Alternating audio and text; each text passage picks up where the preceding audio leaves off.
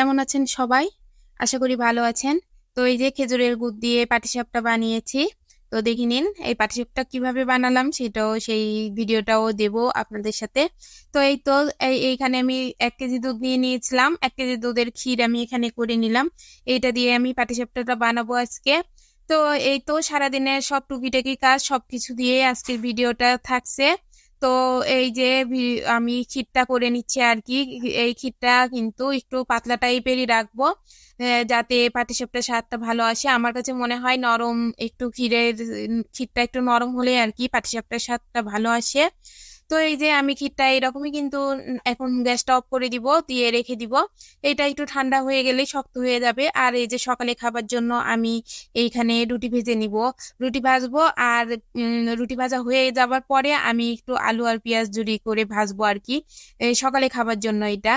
তো যাই হোক, এখানে আমি আজকে একটু বেশি ময়দা নিয়েছি কিন্তু, সরি ময়দা না, আটা নিয়েছি কিন্তু। আমি কয়েকটা রুটি ফ্রোজেন করে রেখে দেবো ডিপ ফ্রিজে। তো এর আগেও একদিন রেখেছি, আরো কয়েকটা আজকে রাখবো। তো আজকে সকালে যে কয়েকটা পরিমাণ লাগবে সে কয়েকটা ভাজবো, আর বাকিগুলো এপিট ওপিট করে 10 সেকেন্ড করে ভেজে তারপরে আমি ডিপে ঠান্ডা করে ডিপে রেখে দিব।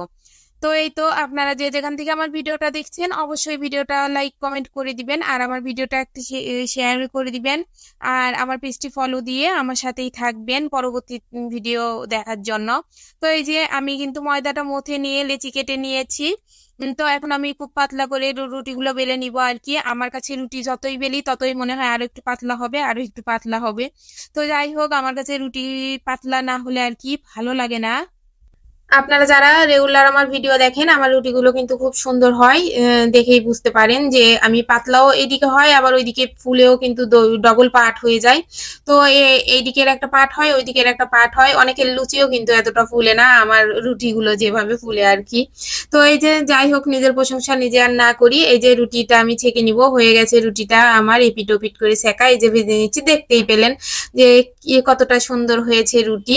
তো এই যাই হোক, এইভাবে আমি সবগুলো রুটি একটা একটা করে বেলবো আর ভাজবো একসাথে। ওই যে একবারে বেলে নিয়ে ভাজতে গেলে হয় কি, অনেকটা সময়ও লাগে। আবার রুটিগুলো যে বেলে থালে রাখবো সেইটা একটা সঙ্গে একটা শেষের দিকে যে লেগে যায়, ওই রুটিগুলো ভালো হয় না।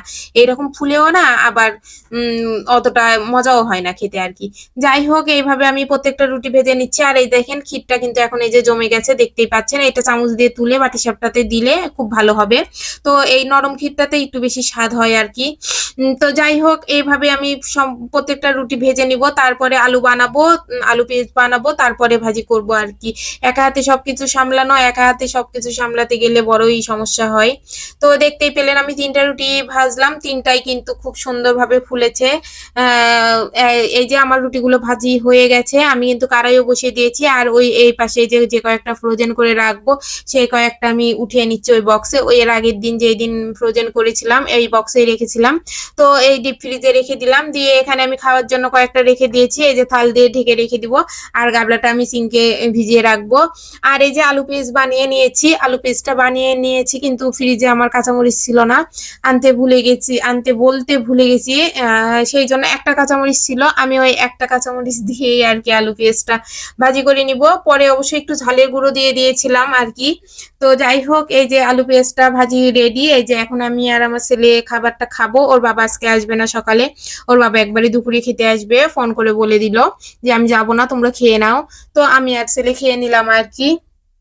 দুপুরের রান্না এটা আজকে করলা ভাজি করলাম। আর এই যে মাসকালের ডালের কুমড়ো বড়ি যেটা হয় আর কি, ওইটা দিয়ে আলু দিয়ে পেঁপে দিয়ে একটা নিরামিষ সবজি করব।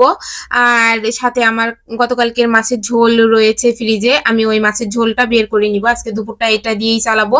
আর রাত্রিতে যাই হোক আবার কিছু রান্না করব আর কি। তো যাই হোক, এটা রান্নাবাড়ি শেষ করে বিকাল টাইমে আমি কিন্তু আবার ওই যে পাটিসাপটা গুলো ভেজে নিব। পাটিসাপটা গুলো কিন্তু আমি ভাজি নাই, বিকাল টাইমে ভাজবো আর কি।